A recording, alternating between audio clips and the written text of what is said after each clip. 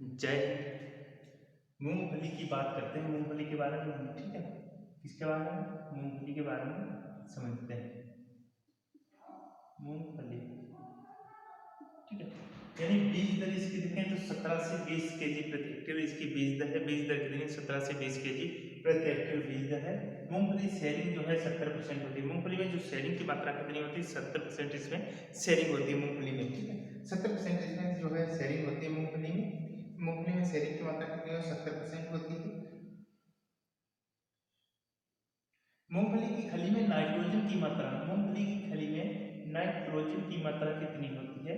तो नाइट्रोजन की मात्रा इसमें होती है 7.2%, यानी सबसे ज्यादा नाइट्रोजन की मात्रा होती है सबसे ज्यादा इसमें। ठीक है, यूरिया में अगर बात करें, यूरिया में जो होती है कितनी होती है? यूरिया में 46% जो है, 46% नाइट्रोजन होती है। डीएपी में अगर बात करें तो डीएपी में 18% नाइट्रोजन होती है। ठीक है, अगर ढैंचा की बात करें, ढैंचा में 75% जो है नाइट्रोजन होती है। अगर यहीं पे लोबिया की बात करें, लोबिया, लोबिया में 80% जो है नाइट्रोजन होती है। ठीक है, ये बात समझ में आप लोगों को आ गई होगी। ठीक है, नाइट्रोजन की पूरी जो है लिस्ट आपको लोगों को दे दी है। ठीक है, तो नाइट्रोजन यहाँ पे इसमें लोबिया में 80% होती है नाइट्रोजन। लोबिया में अगर नाइट्रोजन की बात करें तो 80%। मूंगफली की जलवायु कैसी होती है? जलवायु, इसमें जलवायु की अगर बात करें तो जलवायु उष्णकटिबंधीय होती है। कैसी होती है? उष्णकटिबंधीय। जलवायु की बात करें तो उष्णकटिबंधीय इसमें जलवायु होती है। मूंगफली की जलवायु होती है जो उष्णकटिबंधीय जलवायु होती है। कैसी होती है? मूंगफली में उष्णकटिबंधीय जलवायु होती है। मूंगफली कैसा पौधा है? मूंगफली कैसा पौधा है? मूंगफली कैसा पौधा है? कैसा पौधा है यानी C3 है। कैसा? C3 यानी शॉर्ट डे। कौन सा है पौधा? Short day, short day plant, plant यानी कम दिन का पौधा। C4 हो जाएगा, लॉन्ग डे हो जाएगा। ठीक है, लॉन्ग डे प्लांट C4, यानी जितनी पतली पत्तियां वाले होते हैं वो C3 होती है, जितनी चौड़ी पत्तियां वाले होते हैं जो C4 पौधे होते हैं, ये होते हैं लॉन्ग डे प्लांट होते हैं। ठीक है, लॉन्ग डे प्लांट। ठीक है, इतनी बात आप लोगों को समझ में आ गई होगी। इतनी बात समझ में तो आ गई होगी ना। ठीक है, आगे देखते हैं।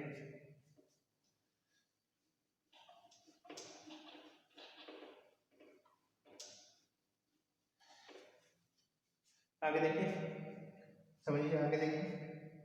C3 पौधा है। मूंगफली के फल का प्रकार कैसा होता है? फल का प्रकार, फल का प्रकार कैसा होता है? लोमेंटम। कैसा होता है? लोमेंटम। फल का प्रकार की अगर बात करें तो फल के प्रकार कैसा होता है? मूंगफली के फल का प्रकार जो होता है लोमेंटम होता है। ठीक है, मूंगफली के फल का जो प्रकार है वो लोमेंटम होता है। कैसा? लोमेंटम फल का प्रकार होता है। ठीक है, प्रकार लोमेंटम होता है। मूंगफली के फल को क्या कहते हैं? फल को कहते हैं पोड। फल को क्या कहते हैं? पोड। ठीक है, मूंगफली के फल को क्या कहेंगे? तो पोड मूंगफली के फल को कहेंगे। ठीक है, मूंगफली के फल को पोड कहेंगे। मृदा इसमें बलुई दोमट, मृदा की बात करें, मृदा बलुई दोमट कैसी होती है? बलुई दोमट, दोमट मृदा होती है। बलुई दोमट इसमें मृदा होती है, मृदा बलुई दोमट होती है। मूंगफली को, मूंगफली को आर्यनट, आर्यनट, मक्खी नट, मक्खी नट, आर्यनट, मक्खी नट, काजू नट के नाम से जानते हैं। काजू नट के नाम से जानते हैं, नाम से जानते हैं। ठीक है, मूंगफली को आर्यनट, मक्खी नट, काजू नट के नाम से जानते हैं। मूंगफली को किन किन नाम से जानते हैं? आर्यनट, काजू नट, मक्खी नट के नाम से जानते हैं। ठीक है, इसका अगला नाम है गरीबों की बादाम की। क्या है? गरीबों की बादाम क्या है? मूंगफली। ठीक है, मूंगफली गरीबों की बादाम भी है, इसे इस नाम से भी जानते हैं। बीज दर, बीज दर गुच्छे गुच्छेदार के लिए, ठीक है, बीज दर से गुच्छेदार के लिए 100 kg प्रति हेक्टेयर, ठीक है, गुच्छेदार के लिए 100 kg प्रति हेक्टेयर, और जो है फैलने वाली के लिए 60 से 80 kg प्रति हेक्टेयर, ठीक है, 60 से 80 kg प्रति हेक्टेयर फैलने वाली के लिए। बीज उपचार क्या होता है? बीज उपचार FRI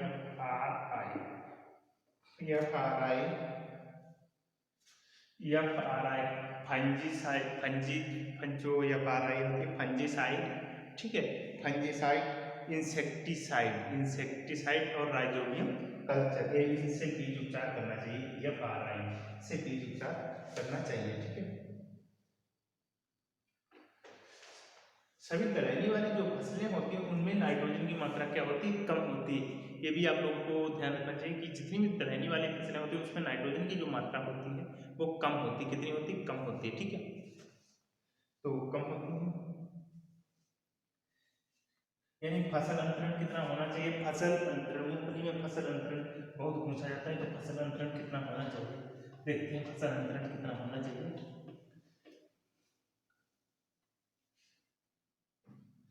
फसल अंतरण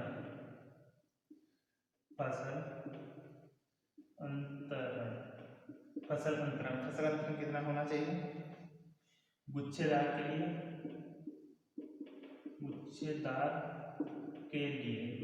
लिए कितना होना चाहिए? तो गुच्छेदार के लिए होना चाहिए 30 × 10 सेंटीमीटर, ठीक है। फैलने वाले के लिए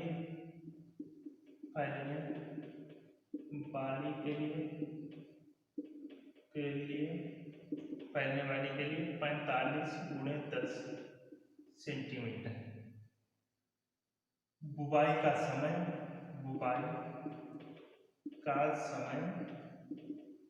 जून महीना या प्रथम पखवाड़ा, यानी पखवाड़ा 15 दिन का होता है, ठीक है, प्रथम पखवाड़ा, ठीक है, जून महीने का प्रथम पखवाड़ा। NPK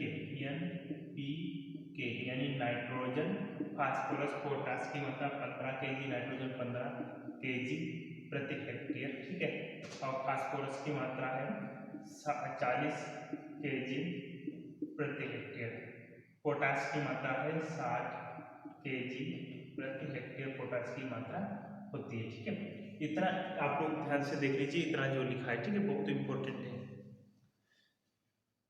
और जिप्सम की मात्रा की अगर बात करें, जिसमें जिप्सम भी प्रति को 250 ग्राम, 250 ग्राम, ठीक है, ग्राम, ठीक है, 250 ग्राम, ठीक है। पोपिंग कैल्शियम की कमी से, पोपिंग होता है कैल्शियम की कमी से, इसमें किस पोषक तत्व के पौधों की जीवन कुंजी कहते हैं? फास्फोरस को। पोपिंग इसमें एक रोग होता है, वो कैल्शियम की कमी से, कौन सा रोग होता है? पोपिंग, कैल्शियम की कमी से पोपिंग रोग होता है। कौन सा?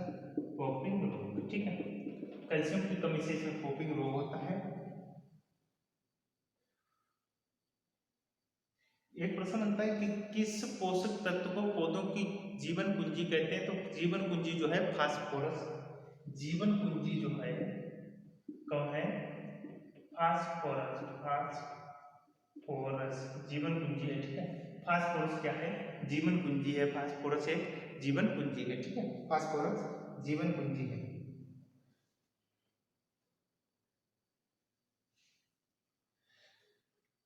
पोपिंग जो है कैल्शियम की कमी से होता है, इसमें दाने नहीं बनते। पोपिंग से जो है कैल्शियम की कमी से होता है, इसमें जो है दाने नहीं बनते, पोपिंग से दाने नहीं बनते। आपने देखा होगा जो मूंगफली होती है गांव में या देहात में, देखा होगा मूंगफली खोदो तो इसमें यहाँ से कीड़ा कटा हुआ होता है, खोदो तो इसमें मिट्टी ऐसी निकलती है, वही रोग होता है जो पोपिंग होता है, तो वही रोग जो है पोपिंग होता है, ठीक है। तो आप लोग समझ गए होंगे। अगले की जो क्लास है वो आप लोगों को इसी वीडियो पे मिल जाएगी। चलिए, जय हिंद, मिलते हैं नेक्स्ट टाइम के लिए, तब तक के लिए टाटा बाय बाय। आप लोग लाइक शेयर सब्सक्राइब तो करते रहिएगा।